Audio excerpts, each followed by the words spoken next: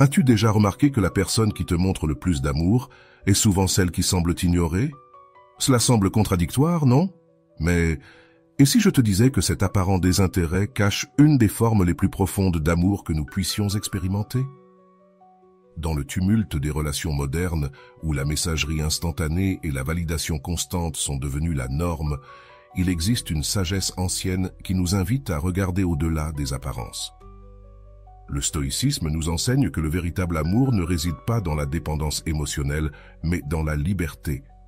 Dans cette vidéo, je vais te révéler pourquoi cette personne qui ne répond pas immédiatement à tes messages ou qui ne demande pas constamment ton attention peut être celle qui t'aime réellement, de la manière la plus mature et profonde. Prépare-toi à remettre en question tout ce que tu pensais savoir sur l'amour et les relations. L'amour sans attachement.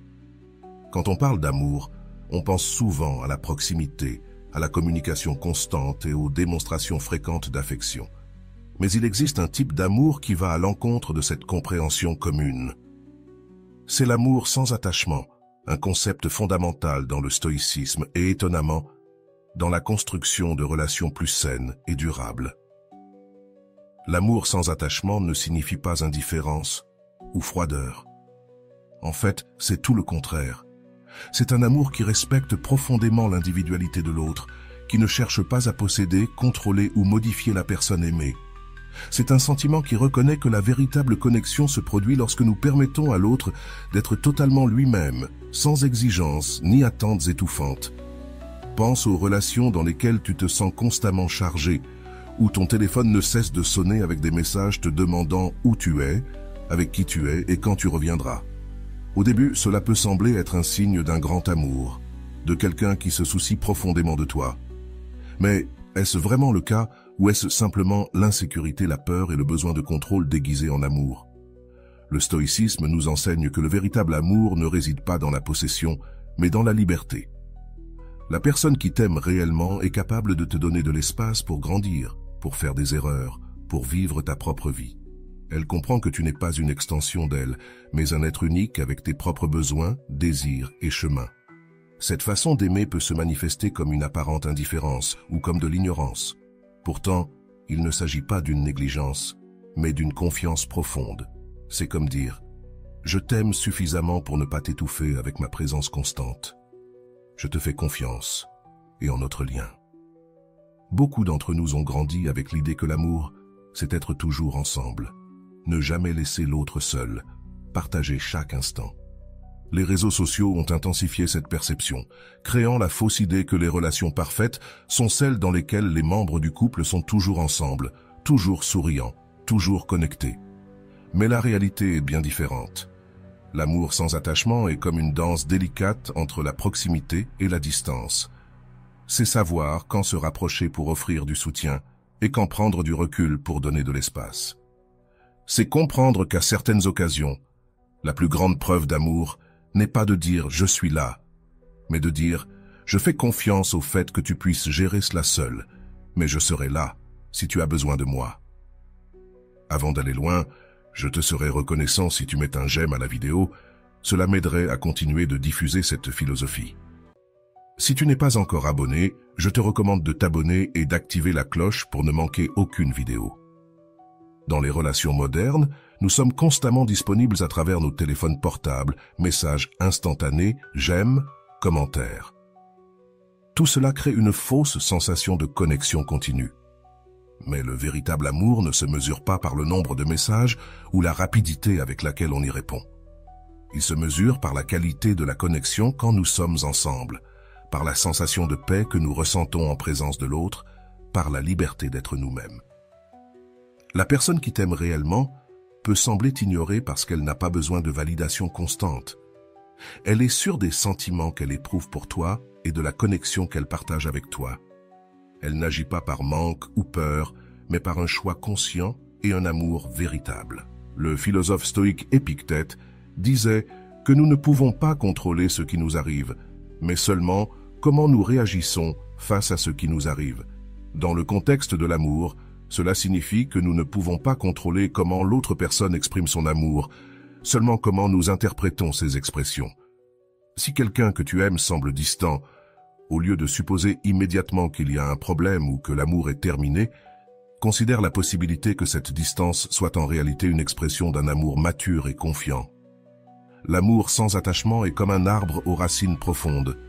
Il n'a pas besoin de s'accrocher désespérément à la terre, car il est solidement enraciné.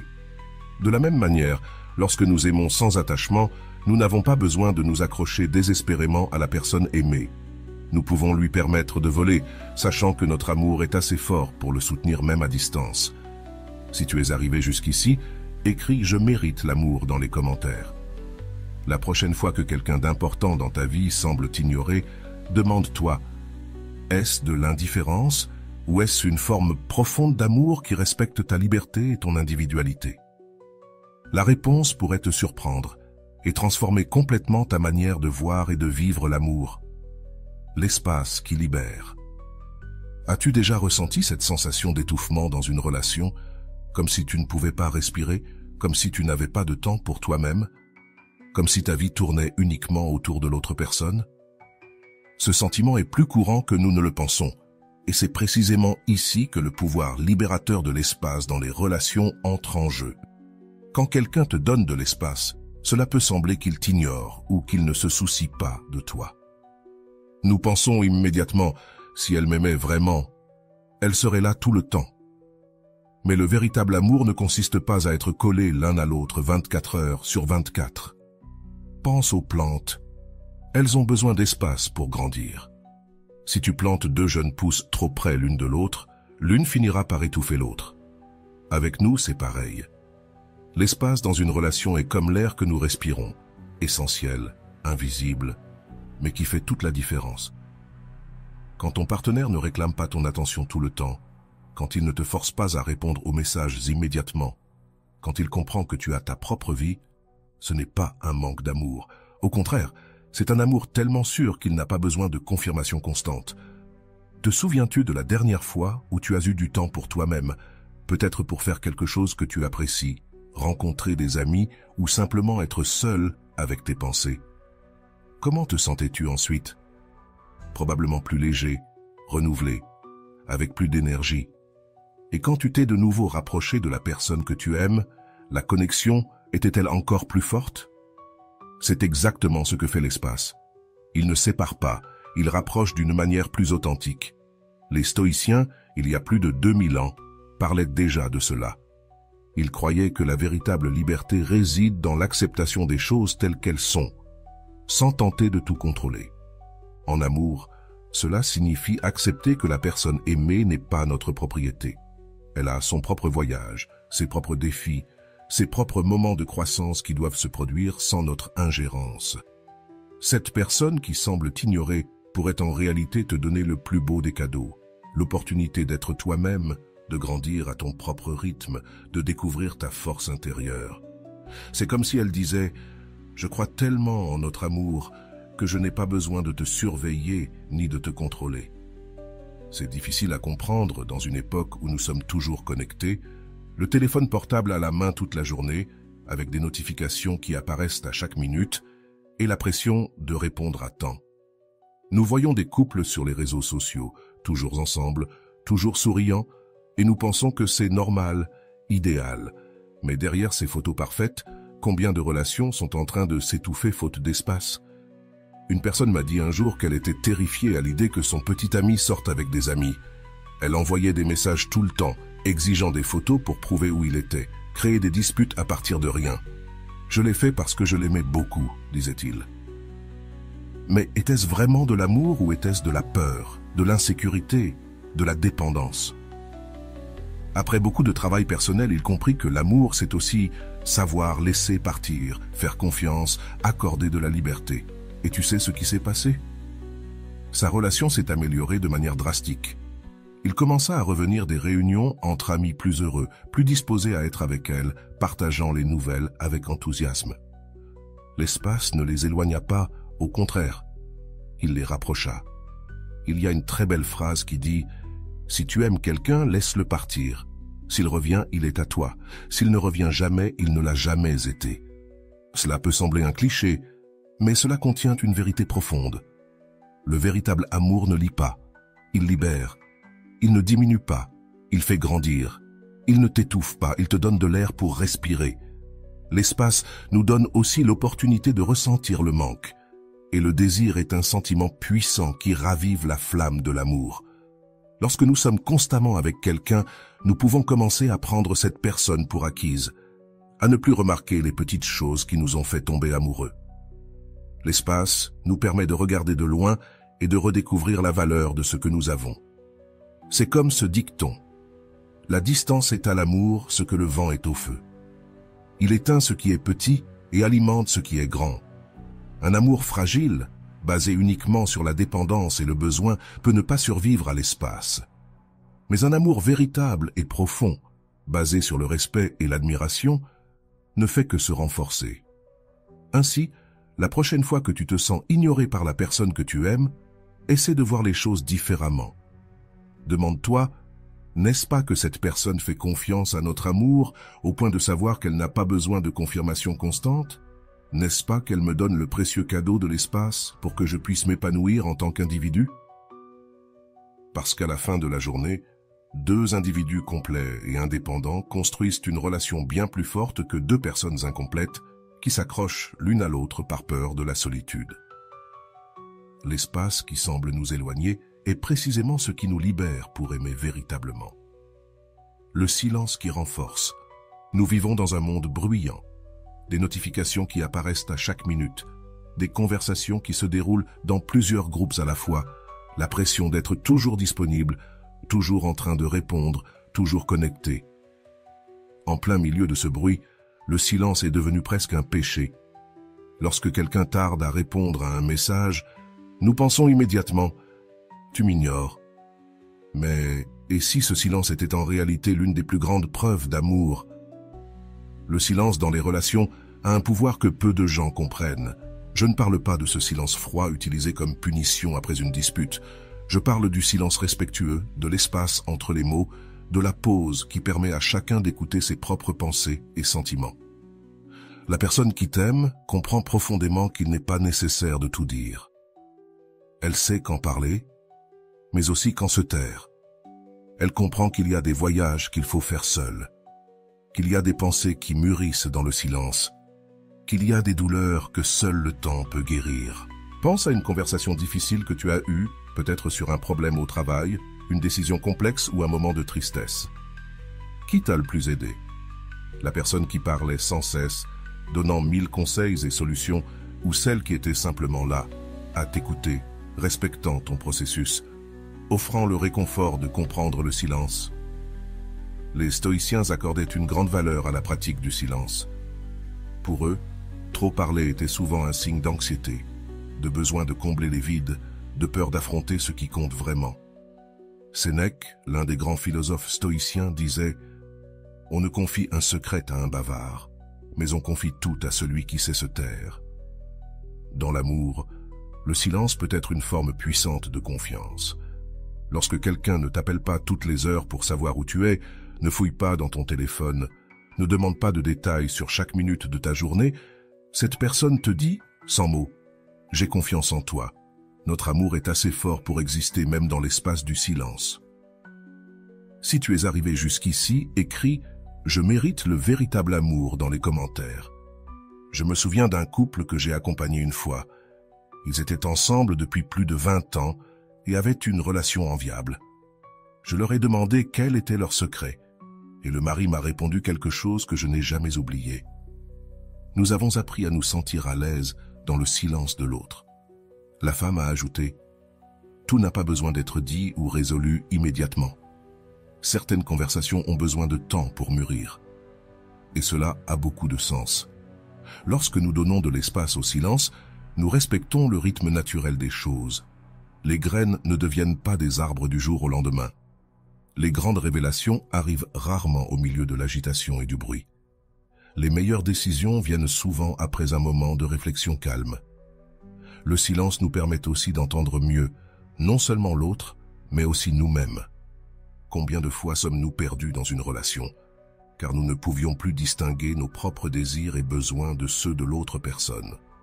Le silence restaure cette connexion avec nous-mêmes et, paradoxalement, renforce notre connexion avec ceux que nous aimons. Une amie m'a dit que sa relation s'était beaucoup améliorée lorsqu'elle et son mari commencèrent à pratiquer le temps à part. Ce n'était rien de formel, juste des moments où ils étaient dans le même environnement, chacun faisant son activité sans avoir à parler tout le temps. Nous avons découvert une intimité plus profonde, m'a-t-elle dit. C'est comme si nous communiquions à un niveau au-delà des mots. Cela me rappelle une autre idée des stoïciens. Ils croyaient que les mots sont souvent limités et imprécis pour exprimer ce que nous ressentons vraiment. Parfois, le silence communique plus clairement que 1000 mots. Dans les relations modernes, cette sagesse semble avoir disparu. Nous pensons que l'amour, c'est être toujours en contact, toujours en train de parler, toujours en train de résoudre, toujours savoir exactement ce que l'autre fait. Les réseaux sociaux n'ont fait qu'aggraver cette situation, créant l'illusion que tout le monde est toujours disponible, toujours connecté, toujours avec quelque chose à dire. Mais pense aux personnes les plus sages que tu connais. Elles ne sont probablement pas celles qui parlent le plus, mais celles qui savent quand parler et quand se taire. Elles comprennent le pouvoir du silence, la valeur de la pause, le pouvoir des mots non dits. Alors, la prochaine fois que tu te sens ignoré par quelqu'un que tu aimes, considère cette possibilité. Peut-être que cette personne t'offre le précieux cadeau du silence, non par négligence ou indifférence, mais par un amour profond et respectueux qui comprend que tout n'est pas dit, qui fait confiance à la force de ce que vous avez construit, qui respecte ton espace et ton processus. Parce qu'à la fin, le silence n'est pas un vide. Il est rempli de réponses, de croissance, de possibilités. Et ceux qui t'aiment vraiment le savent. Ils savent qu'à certains moments, l'amour le plus vrai ne se trouve pas dans le bruit des mots, mais dans la force silencieuse de la présence qui respecte, qui fait confiance, qui attend. C'est dans ce silence que fleurissent les relations les plus profondes. Aimer, c'est aussi savoir se maîtriser. As-tu déjà rencontré quelqu'un qui semblait avoir un contrôle incroyable sur ses propres émotions? Cette personne qui ne s'énerve pas pour un rien, qui n'envoie pas 1000 messages quand tu ne réponds pas à temps, qui ne fait pas de scène quand quelque chose ne se passe pas comme prévu? Cette personne comprend probablement quelque chose que les anciens stoïciens savaient déjà. L'autocontrôle est l'une des plus grandes formes d'amour. Aimer, c'est aussi maîtriser ses émotions. Ce n'est pas réprimer ses sentiments ou prétendre qu'on ne s'en soucie pas, bien au contraire. C'est se soucier tellement que l'on décide de ne pas laisser ses impulsions et ses peurs prendre le dessus. Les insécurités contrôlent la manière dont tu traites ton être cher. C'est l'amour dans sa forme la plus mature et consciente. Pense à la façon dont nous réagissons lorsque nous nous sentons en insécurité dans une relation. Nous vérifions nos téléphones toutes les minutes, nous envoyons message après message, nous créons des scénarios catastrophiques dans nos têtes. Pourquoi ne m'as-tu pas encore répondu? Est-ce qu'il ou elle est avec quelqu'un d'autre? Est-ce que tu ne m'aimes plus? Et quand la personne répond enfin, nous explosons. Pourquoi a-t-il ou elle mis autant de temps? Est-ce qu'il ou elle m'ignorait? Cette réaction provient de la peur, pas de l'amour. C'est notre ego blessé qui parle, notre insécurité qui crie. Et généralement, cela ne fait qu'empirer les choses. La personne se sent étouffée, contrôlée, et commence réellement à s'éloigner, créant ainsi exactement le scénario que nous redoutions tant. Maintenant, imagine quelqu'un qui, même en ressentant cette piqûre d'insécurité, peut respirer profondément et penser « Je vais lui faire confiance. Il ou elle doit être occupé. Il ou elle répondra quand il ou elle pourra.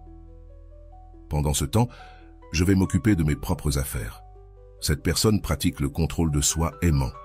Les stoïciens disaient que nous ne pouvons pas contrôler ce qui nous arrive. Seulement comment réagissons-nous, réagissons face à ce qui arrive. En amour, c'est essentiel. Nous ne pouvons pas contrôler les sentiments ou les actions de la personne que nous aimons, seulement comment nous y répondons. Et lorsque nous choisissons de répondre avec calme, confiance et respect, nous offrons un amour beaucoup plus profond et vrai. Une de mes clientes se disputait constamment avec son petit ami parce qu'il mettait trop de temps à répondre aux messages pendant ses heures de travail. Elle était furieuse et lui envoyait des messages, l'accusant de ne pas se soucier d'elle. Un jour, je lui ai demandé « Comment penses-tu qu'il se sent lorsqu'il reçoit ces messages en pleine journée de travail ?» Elle s'est arrêtée et a réfléchi, probablement stressée, partagée, coupable. Et c'est ainsi que tu veux qu'il se sente? Elle a pris conscience que son comportement, bien qu'il provienne d'un besoin affectif, leur causait à tous les deux de la souffrance. Nous avons commencé à travailler sur son autodiscipline. Lorsque l'anxiété la frappait, au lieu d'envoyer des messages, elle respirait profondément, écrivait dans un journal, allait faire quelque chose qu'elle aimait. Peu à peu, elle s'est rendue compte que son petit ami, sans la pression constante, commençait à répondre plus rapidement et avec plus de tendresse. L'espace qu'elle lui a donné, grâce à son autodiscipline, a renforcé la relation au lieu de la fragiliser. Si tu es arrivé jusqu'ici, écris « Je suis prête pour le véritable amour » dans les commentaires. L'autodiscipline amoureuse se manifeste aussi dans la manière dont nous gérons les différences. Lorsque nous aimons quelqu'un, il est naturel de vouloir que cette personne pense, ressente et agisse comme nous. Nous nous frustrons lorsque nous réalisons qu'elle a sa propre façon de voir le monde. La personne avec autodiscipline comprend que l'amour n'est pas vouloir un miroir, mais accepter et valoriser les différences. Je me souviens d'un couple où elle était extrêmement organisée et lui, plus détendu. Au début, elle a essayé de le changer à tout prix, critiquant chaque petit faux pas, établissant des listes de règles, transformant la maison en un champ de bataille. Après beaucoup de souffrance, elle s'est rendue compte que son désir de contrôle détruisait la relation. Elle a commencé à pratiquer l'autodiscipline en acceptant que son chemin n'était pas le seul, mais qu'il était différent. Elle a même découvert qu'elle pouvait beaucoup apprendre de sa spontanéité. Une autre facette de l'autodiscipline amoureuse est la manière dont nous gérons les problèmes. Lorsque quelque chose ne va pas, la tendance est de chercher des coupables, de pointer du doigt, de fouiller dans le passé pour trouver des munitions pour la prochaine dispute. La personne avec autodiscipline peut s'arrêter, respirer et se demander « Que pouvons-nous faire maintenant pour améliorer la situation ?» C'est une approche centrée sur les solutions, pas sur la culpabilité. Marc Aurèle, empereur romain et philosophe stoïcien, disait « Tu as le pouvoir sur ton esprit, pas sur les événements extérieurs. Prends-en conscience et tu trouveras la force. » Dans l'amour, cette force se manifeste par la capacité à ne pas laisser les circonstances extérieures, un message sans réponse, un malentendu, une différence d'opinion secouer les fondations de la relation. Et voici un secret que peu comprennent, l'autodiscipline est contagieuse. Lorsque tu montres cette capacité à gérer tes émotions de manière mature, tu inspires ton être cher à faire de même. Peu à peu, toute la relation s'élève à un nouveau niveau de maturité émotionnelle. Cela ne signifie pas que nous ne devons jamais exprimer de mécontentement ou demander un changement. L'autodiscipline ne consiste pas à tout garder pour soi en silence. Il s'agit de choisir consciemment quand, comment et quoi exprimer. C'est parler depuis un endroit d'amour et de respect, pas de colère ou de peur. La personne qui pratique l'autodiscipline amoureuse peut sembler ignorée parce qu'elle ne réagit pas impulsivement. Elle réfléchit avant de parler, prend du temps avant d'agir, choisit ses batailles avec sagesse. Ce n'est ni de la froideur ni de l'indifférence, c'est une façon profondément consciente d'aimer. Dans le monde accéléré dans lequel nous vivons, avec tant de stimuli et de distractions, l'autodiscipline devient encore plus précieuse. Il est facile de se laisser emporter par le flot des émotions, difficile de garder les pieds sur terre, le cœur ouvert et l'esprit clair. Mais c'est exactement ce que l'amour véritable nous demande. Par conséquent, si quelqu'un d'important dans ta vie semble parfois distant ou retiré, considère qu'il ou elle te propose peut-être la forme la plus élevée de l'amour, celle qui provient de l'autodiscipline, de la conscience, de la décision délibérée d'aimer de manière mature et respectueuse. Parce qu'au final, l'amour le plus profond n'est pas celui qui crie le plus fort, mais celui qui reste fort et constant, même dans les silences. Lorsqu'on parle de limites dans les relations, beaucoup de gens haussent le nez. Si tu aimes vraiment, tu n'as pas besoin de limites, disent-ils. Mais est-ce vraiment le cas? Que se passerait-il si je te disais qu'établir des limites saines est l'une des plus belles preuves d'amour que quelqu'un puisse te donner? Les stoïciens croyaient que la vertu était le seul vrai bien, et l'une des façons les plus puissantes de démontrer cette vertu dans les relations, c'est par le respect des limites, tant les siennes que celles des autres. La personne qui semble t'ignorer peut être en train de pratiquer cette vertu au plus haut niveau. Imagine, tu viens de sortir d'une réunion stressante au travail. Ton téléphone est rempli de notifications. Ton partenaire veut une attention immédiate. Il ou elle veut te parler de sa journée, de ce problème qu'il ou elle a depuis des semaines. Tu es épuisé, sans énergie émotionnelle à offrir. Que serait le plus aimant? Te forcer à avoir une conversation pour laquelle tu n'as pas les ressources émotionnelles, probablement réagir mal et empirer la situation ou dire doucement « Je suis trop fatigué en ce moment, est-ce qu'on peut en parler plus tard, quand je pourrais te prêter l'attention que tu mérites ?» Établir cette limite n'est pas ignorer ou ne pas se soucier de l'autre. C'est au contraire se soucier tellement que tu ne veux pas offrir moins que ce que la personne mérite. C'est reconnaître tes propres limites et agir avec honnêteté. C'est la vertu en action. Juan et Maria, des prénoms fictifs, sont venus me voir parce qu'ils se disputaient constamment. En enquêtant davantage, j'ai découvert que Juan était une personne très sociable, qui avait besoin de passer beaucoup de temps avec ses amis et sa famille pour recharger ses batteries. Maria, de son côté, était plus réservée et voyait ses sorties sociales comme du temps perdu, du temps qu'il aurait pu passer dans la relation. Quand Juan partait, elle se sentait abandonnée et réagissait par des exigences et du drame, ce qui poussait Juan à s'éloigner encore plus. Nous avons travaillé sur le concept de limite saine. Juan a appris à mieux communiquer ses besoins. J'ai besoin de ce temps avec mes amis pour être une personne plus complète et un meilleur partenaire pour toi. Maria, quant à elle, a pris conscience que ses exigences venaient de vieilles insécurités et non de la réalité actuelle de la relation. Peu à peu, les deux comprirent que respecter les limites de l'autre n'était pas se distancer, mais faire preuve d'un amour mature. Les limites saines sont comme les rives d'une rivière. Sans elles, la rivière se transforme en un marécage, sans direction ni force. Avec elles, l'eau coule avec un but et une puissance. De même, une relation sans limite claire devient facilement confuse, étouffante et stagnante. Avec des limites, elle gagne en structure, en direction et en vitalité. Dans la philosophie stoïcienne, il existe un concept appelé la dichotomie du contrôle. L'idée que nous devons nous concentrer uniquement sur ce qui est sous notre contrôle et accepter le reste avec sérénité. Dans les relations, cela signifie comprendre que nous ne pouvons pas contrôler les actions, les sentiments ou les besoins de l'autre personne, mais seulement comment nous y répondons. Lorsque quelqu'un t'ignore parce qu'il ou elle établit une limite saine, il ou elle pratique cette sagesse stoïcienne. C'est-à-dire, je ne peux pas contrôler tes sentiments à ce sujet, mais je peux être honnête à propos de mes besoins. Et cela, aussi contradictoire que cela puisse paraître, est profondément respectueux et amoureux. Les limites sont également essentielles pour maintenir l'individualité au sein de la relation. Beaucoup de couples tombent dans le piège de devenir une seule entité, perdant leurs identités séparées. Ils commencent à penser de la même manière, à aimer les mêmes choses, à avoir les mêmes opinions. Cela peut paraître romantique au début, mais cela devient vite étouffant. La personne qui établit des limites claires ne se protège pas seulement elle-même, mais aussi la relation elle-même. C'est-à-dire, je veux continuer à être moi-même pour pouvoir t'aimer comme une personne entière, et non comme une extension de toi. C'est un cadeau précieux que peu de gens comprennent. Une cliente m'a dit que sa relation précédente avait été parfaite. Elle et son petit ami faisaient tout ensemble, pensaient de la même manière, n'étaient jamais en désaccord.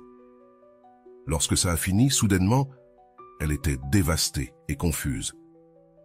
Avec le temps, elle a réalisé que cette perfection était en réalité une façade.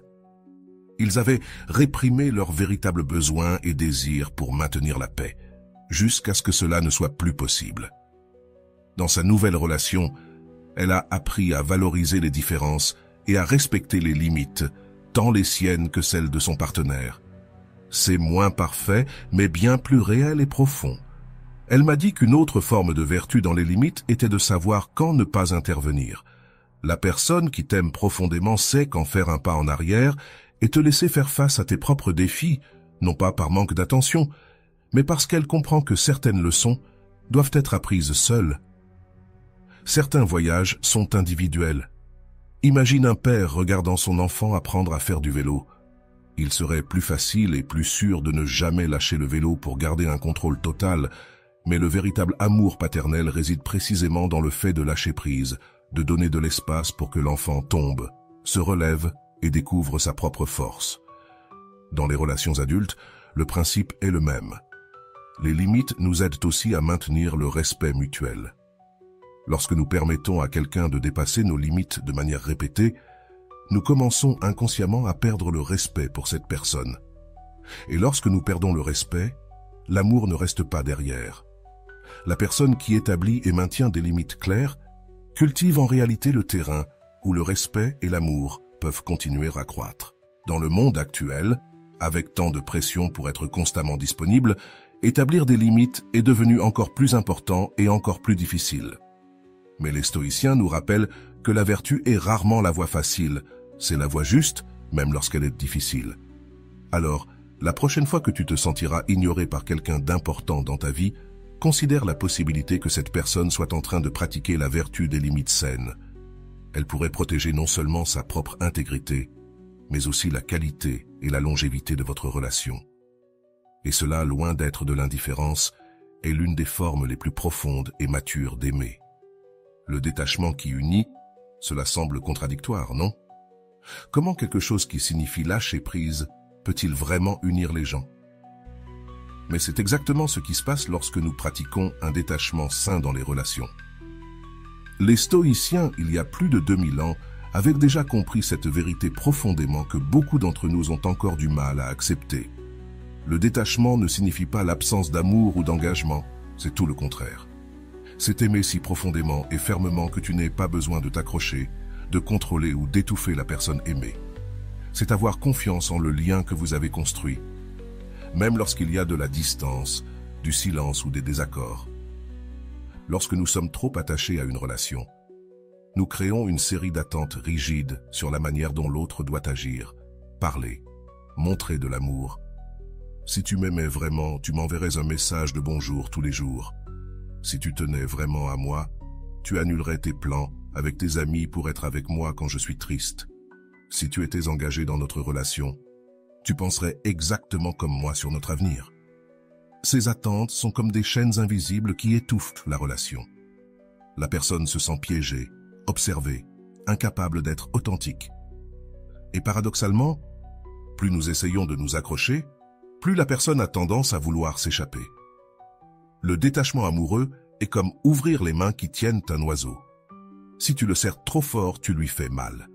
Si tu ouvres complètement tes mains, il s'envole. Mais si tu gardes les mains ouvertes, en offrant un soutien sans les retenir, l'oiseau peut choisir de rester, non pas par obligation, mais de son propre gré. Louisa est venue me chercher, dévastée parce que son petit ami Pedro lui avait demandé une pause dans leur relation. « Il ne m'aime plus », a-t-elle dit entre des larmes. En enquêtant plus profondément, j'ai découvert que Louisa contrôlait tous les aspects de la vie de Pedro. Avec qui il pouvait passer du temps, ce qu'il devait porter, comment il devait dépenser son argent. « Je fais ça parce que je tiens à lui », a-t-elle justifié. Mais était-ce vraiment le cas? Nous avons travaillé sur le concept de détachement amoureux. Elle a commencé à réaliser que son comportement ne venait pas de l'amour, mais de la peur de le perdre. C'était son propre sentiment de ne pas être assez bien qui l'avait poussé à essayer de contrôler Pedro, comme si cela garantissait qu'il ne trouverait personne de mieux. À mesure qu'elle se libérait de ses peurs et apprenait à aimer avec les mains ouvertes, quelque chose d'étonnant se produisit. Pedro commença à se rapprocher à nouveau, cette fois par choix et non sous pression. Les stoïciens enseignaient que la souffrance ne vient pas des choses en elles-mêmes, mais de notre opinion sur elles.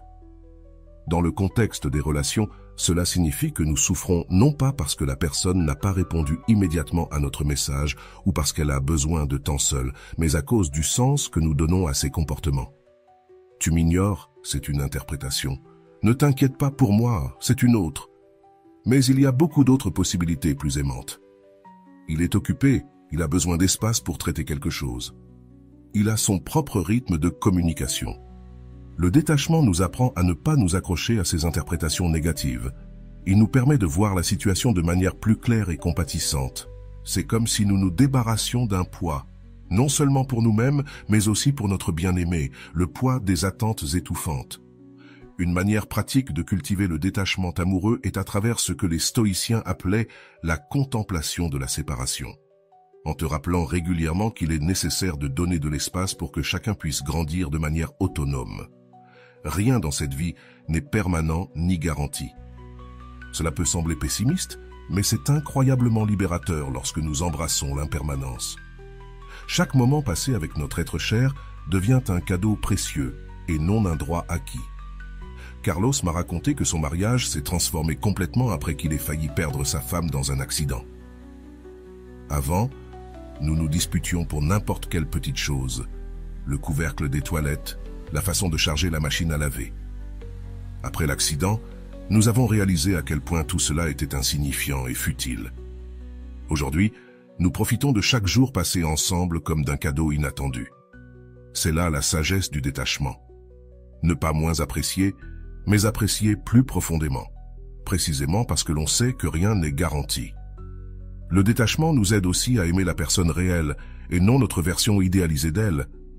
Quand nous sommes trop attachés, nous aimons souvent l'image que nous avons créée de la personne et non l'être humain complexe et imparfait qui est devant nous. Nous sommes déçus lorsque la réalité ne correspond pas à notre fantasme. Le détachement nous permet de voir et d'accepter l'autre tel qu'il est réellement, avec toutes ses nuances et ses contradictions. Un client m'a dit un jour qu'il s'était rendu compte qu'il n'aimait pas son mari, mais la version de lui qu'il avait créée dans sa tête, l'homme qu'il pensait qu'il devrait être. Quand il a commencé à le voir véritablement, avec ses défauts et ses qualités réelles, leur amour s'est approfondi d'une manière qu'il n'avait jamais imaginé possible. Certaines personnes confondent le détachement avec la froideur ou l'indifférence. Si tu te souciais vraiment de quelqu'un, tu serais effrayé de ne pas recevoir de réponse à tes messages. Mais le véritable détachement provient d'un endroit de force et de sécurité, et non d'indifférence.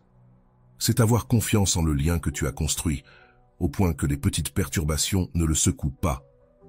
Les relations les plus fortes que j'ai vues sont celles où les deux membres du couple pratiquent le détachement aimant. Ils se donnent de l'espace l'un à l'autre pour grandir, changer, explorer de nouveaux intérêts. Ils ne se sentent pas menacés par les différences ou l'indépendance de l'autre. Au contraire, ils célèbrent l'individualité de l'autre et trouvent de la joie dans la manière dont leur vie séparée s'entrelace par choix, non par nécessité ou obligation. Ainsi, si quelqu'un que tu aimes semble t'ignorer, considère la possibilité qu'il ou elle pratique le détachement aimant, non parce qu'il ou elle t'aime moins, mais parce qu'il ou elle t'aime d'une manière plus mature et plus profonde. Parce qu'il ou elle a confiance en ce que vous avez construit et sait que le véritable amour n'a pas besoin de preuves constantes ni de contacts ininterrompus. Comme l'a dit le philosophe stoïcien Épictète, celui qui aime ce qui lui appartient comme si cela n'était que prêté, c'est lui seul qui aime vraiment.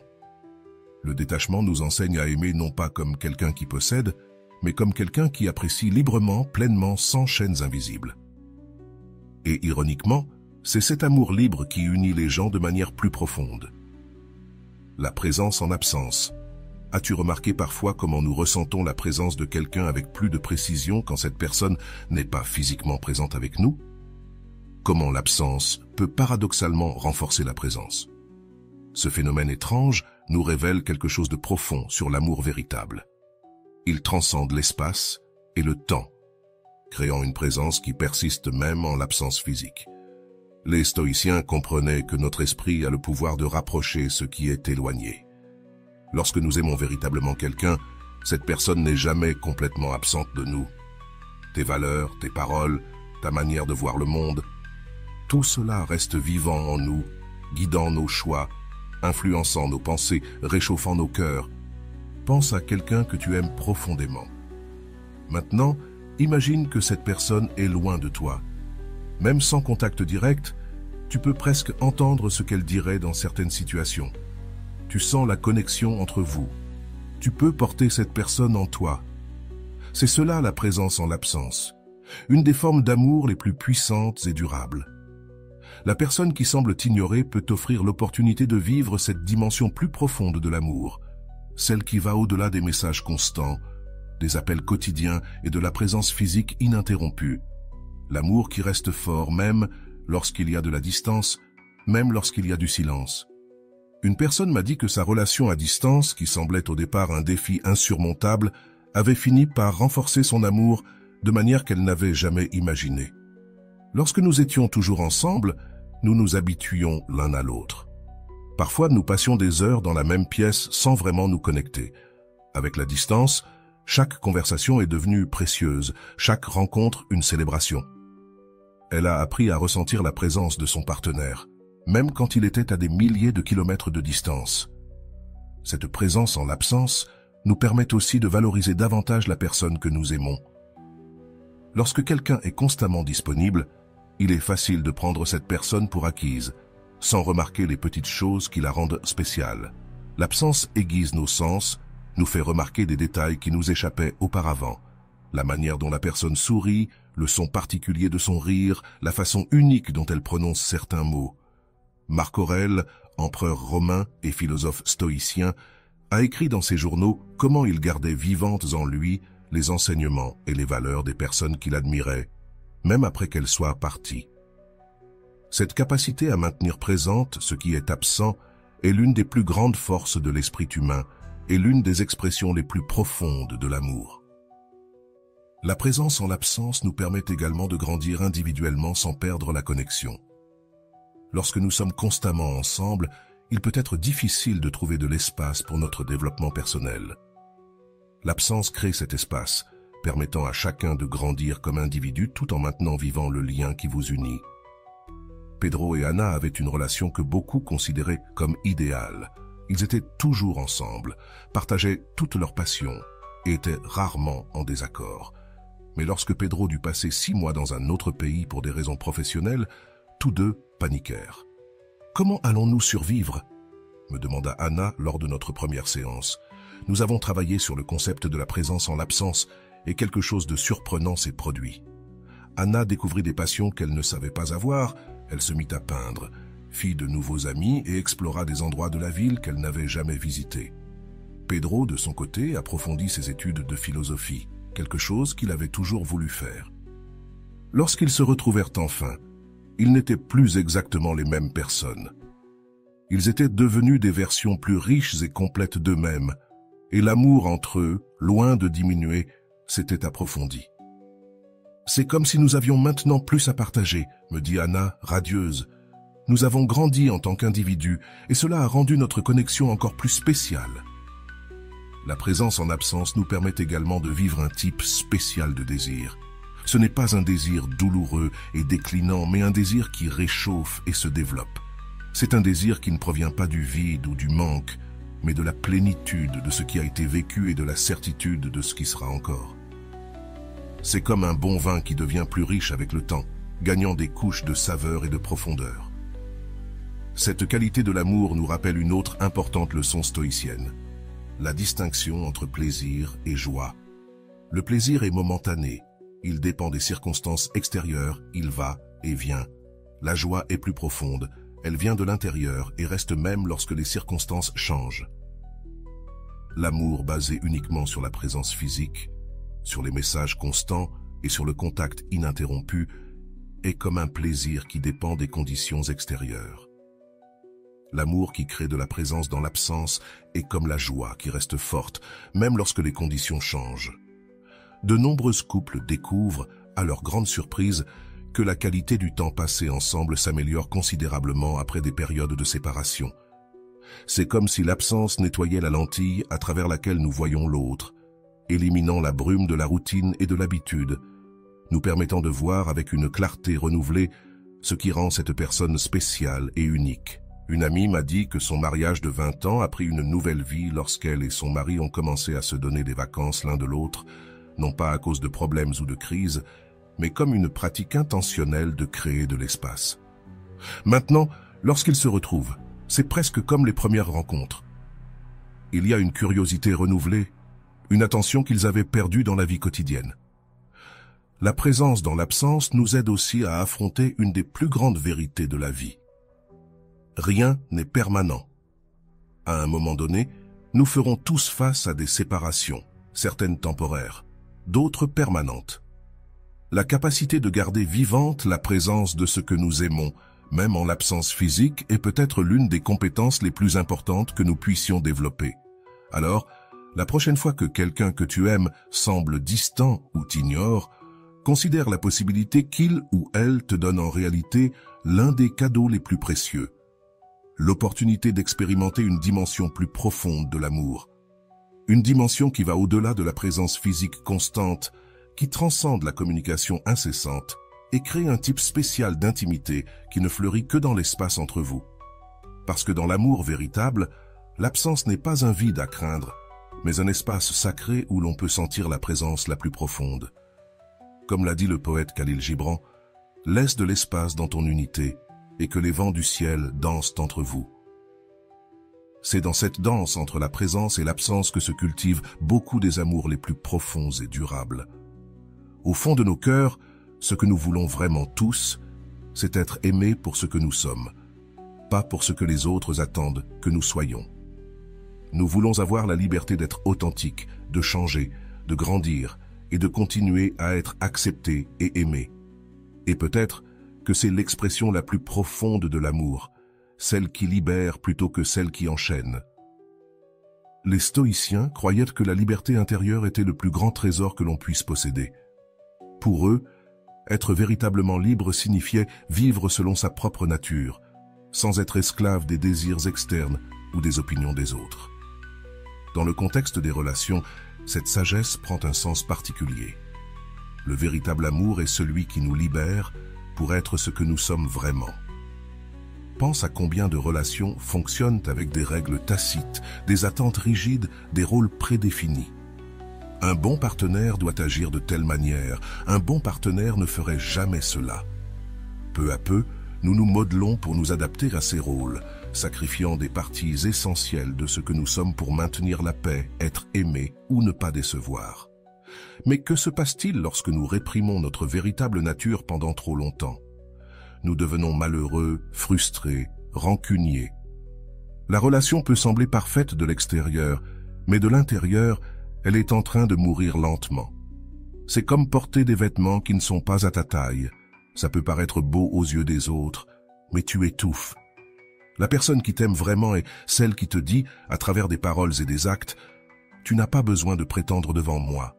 Tu peux être exactement qui tu es, avec tes lumières et tes ombres, tes certitudes et tes doutes, tes forces et tes faiblesses.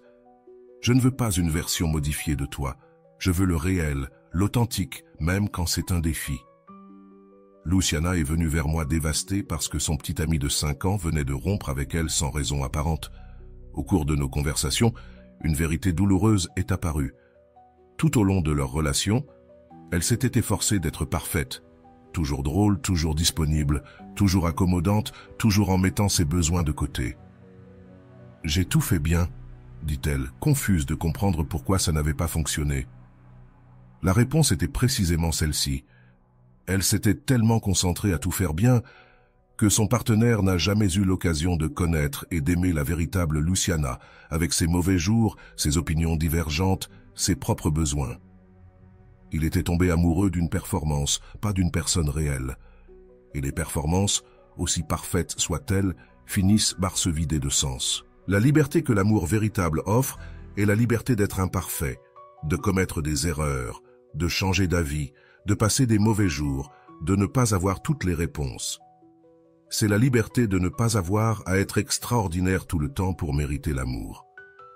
La personne qui semble t'ignorer peut, en réalité, t'offrir ce précieux cadeau, de l'espace pour être humain, pour que tu ne sois pas toujours allumé, toujours disponible, toujours en train de jouer un rôle, mais que tu puisses te reposer dans la certitude que l'amour entre vous ne dépend pas d'une performance constante. Un autre aspect de l'amour et de la liberté est de permettre à l'autre d'évoluer et de changer. Souvent, nous tombons amoureux de quelqu'un et, inconsciemment, nous voulons que cette personne reste exactement comme elle était au moment où nous sommes tombés amoureux. Tout changement est perçu comme une menace. « Tu n'es plus la personne dont je suis tombé amoureux », lui disons-nous, comme si c'était une mauvaise chose. Mais la seule constante dans la vie, c'est le changement. Personne ne reste le même au fil des ans, ni toi ni la personne que tu aimes. Le véritable amour ne cherche pas à geler l'autre dans le temps, mais célèbre sa croissance, même lorsque cette croissance mène la personne dans des directions inattendues.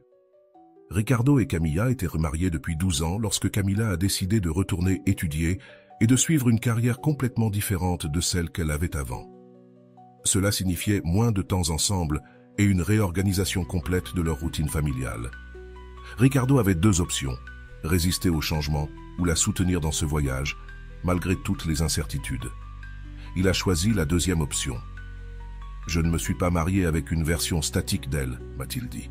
Je me suis marié avec un être humain en constante évolution et je veux connaître et aimer toutes les versions d'elle qui surgiront tout au long de notre vie ensemble. C'est cela la liberté que tu aimes. Celle qui ne se contente pas de permettre, mais qui célèbre la croissance et le changement de l'autre. Cela ne dit pas « je t'aime si tu restes exactement comme tu es », mais « je t'aime pendant que tu deviens celui que tu es destiné à être ». Les stoïciens parlent aussi de l'importance d'aimer le destin, le amor fati, comme ils l'appelaient dans le contexte des relations. Cela signifie accepter non seulement la personne telle qu'elle est maintenant, mais aussi le chemin unique qu'elle est destinée à emprunter. Il s'agit de comprendre que chacun a son propre chemin et que le véritable amour ne consiste pas à écarter l'autre de son chemin, mais à marcher à ses côtés en offrant du soutien sans interférer. La liberté de commettre des erreurs est une autre facette importante. Combien de relations se terminent parce qu'un des membres du couple a commis une erreur et que l'autre n'a pas pu pardonner? Bien sûr, il y a des limites et chaque situation est unique, mais l'amour mûr comprend que nous sommes tous faillibles. La personne qui t'aime vraiment n'attend pas la perfection, mais l'honnêteté et la croissance. Un client m'a raconté comment son mariage a failli échouer après qu'il ait commis une grave erreur. « Je pensais que j'avais tout perdu, m'a-t-il dit, mais ma femme m'a dit quelque chose que je n'oublierai jamais. Je ne me suis pas marié avec toi parce que tu es parfait. Je me suis marié avec toi parce que, même lorsque tu fais des erreurs, tu es prêt à apprendre et à grandir. Et c'est bien plus précieux que la fausse perfection. La liberté que tu aimes comprend aussi la liberté d'être en désaccord, d'avoir des opinions différentes, de voir le monde à travers des lunettes différentes. Beaucoup de couples confondent l'amour avec un accord constant. Si tu m'aimais, tu penserais comme moi, disent-ils explicitement ou implicitement. Mais quel genre de relation est-ce où l'un des membres du couple doit abandonner sa propre pensée pour maintenir la paix? Le véritable amour crée un espace sûr où différentes perspectives peuvent coexister sans menacer la connexion. C'est comme une conversation enrichissante qui continue au fil des années, où les deux membres du couple grandissent et élargissent leurs horizons, précisément en étant exposés à différents points de vue. Enfin, la liberté que tu aimes inclut la liberté de partir si nécessaire. Cela peut sembler contradictoire, mais réfléchis-y. Si tu es dans une relation uniquement parce que tu te sens piégé, obligé, sans autre option, quel genre d'amour est-ce? Le véritable amour dit « Je suis ici par choix, pas par obligation. Et je te respecte tellement que si un jour notre relation n'est plus ce dont tu as besoin, j'aurai le courage de te laisser partir. » C'est cette sécurité dans la liberté qui, paradoxalement, crée les liens les plus forts. Lorsque nous savons que nous sommes ensemble par choix, pas par peur, dépendance ou obligation, l'amour fleurit d'une manière qu'aucune relation fondée sur le contrôle ne pourrait le faire. Donc, la prochaine fois que tu te sens ignoré par quelqu'un que tu aimes, considère la possibilité que, en réalité, cette personne te fasse le plus beau cadeau qui soit. La liberté d'être vraiment toi, de grandir à ton propre rythme, de suivre ton chemin unique. Parce qu'au final, l'amour le plus profond n'est pas celui qui unit, mais celui qui libère et reste fort précisément à cause de cette liberté. Et voilà, j'espère que vous avez trouvé beaucoup de valeur dans cette vidéo. Merci d'être resté jusqu'à la fin de cette vidéo. J'adore quand vous faites ça. Si vous voulez une autre vidéo sur ce sujet, écrivez en commentaire « J'en veux encore plus ». J'espère vous revoir dans une autre vidéo. Prends soin de toi et à bientôt.